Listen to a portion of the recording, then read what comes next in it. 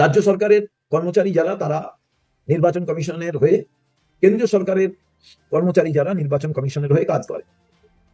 কিন্তু clear direction নির্বাচন কমিশনের যদি না থাকে, কিংবা নির্বাচন কমিশন যদি সত্যিকারের নিজেদের যে পবিত্রতা এবং নিরপেক্ষতা তা বজায় রেখে নির্বাচন কর্মপদ্ধতি পরিচালনার ক্ষেত্রে সঠিকভাবে তা পরিচালনা না করতে পারেন, তার শিকারী সাধারণ মানুষ হচ্ছেন।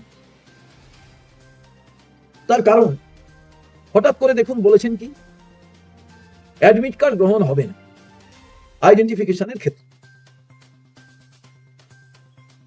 এইটা কত ভয়ঙ্কর বিষয়। এতদিন পর্যন্ত মাধ্যমিকের admit card, higher secondary admit card, আরে ইয়ারগুলো তো দেখে নিন।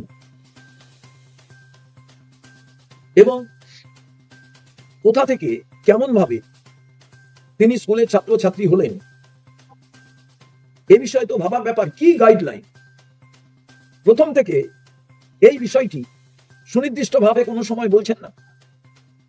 যাদের হিয়ারিং এর জন্য ডাকা হচ্ছে, একটা 4 নম্বরের ফর্ম আছে, সেটা দিয়েই সবাইকে জানানো হলো না কেন? কি এমন এসআইআর করার প্রয়োজন হলো? ওই পদ্ধতিতে যে তুমি ভোটার ছিলে, তোমার কাছে জানানো হচ্ছে, তুমি তার উত্তর দাও, এই ডকুমেন্টস গুলো দেখাও। যারা উপস্থিত হচ্ছেন, তারা যে উপস্থিত হচ্ছেন, কোথায় তা লিপিবদ্ধ হচ্ছে? তাদেরটা অ্যাকসেপ্ট হলো কি অ্যাকসেপ্ট হলো না? শুনানির পর তারা যা ডকুমেন্টস দেখালেন, তারপরেও সেটা বাতিল হলো কিনা তারা জানতে পারছেন না। কনফিউশন তৈরি হচ্ছে।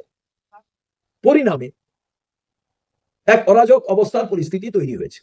এবং চাকুরিয়ার ক্ষেত্রে ধরুন, নানা রকম গুজব ছড়াচ্ছে বিভিন্ন জায়গায়,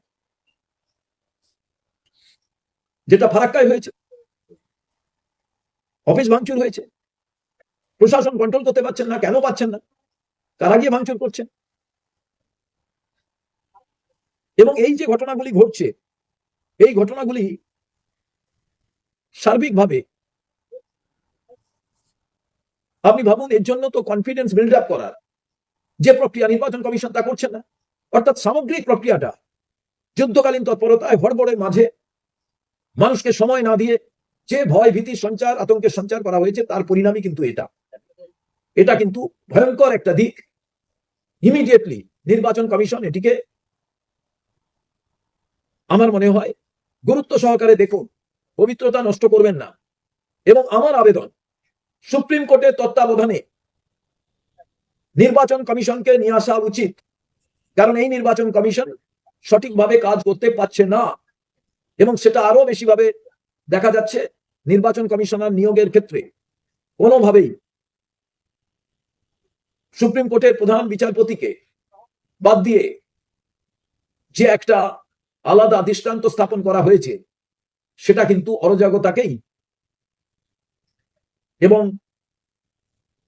অবাঞ্ছিত প্রক্রিয়াকে বৃদ্ধি করার একটা প্রয়াস। আমি মনে করি সুপ্রিম কোর্টের তত্ত্বাবধানে নির্বাচন কমিশনকে এনে নির্বাচন করা উচিত। নচেত দেশে গৃহযুদ্ধের পরিস্থিতি তৈরি হচ্ছে, যেটা কোনোভাবেই কাম্য নয়।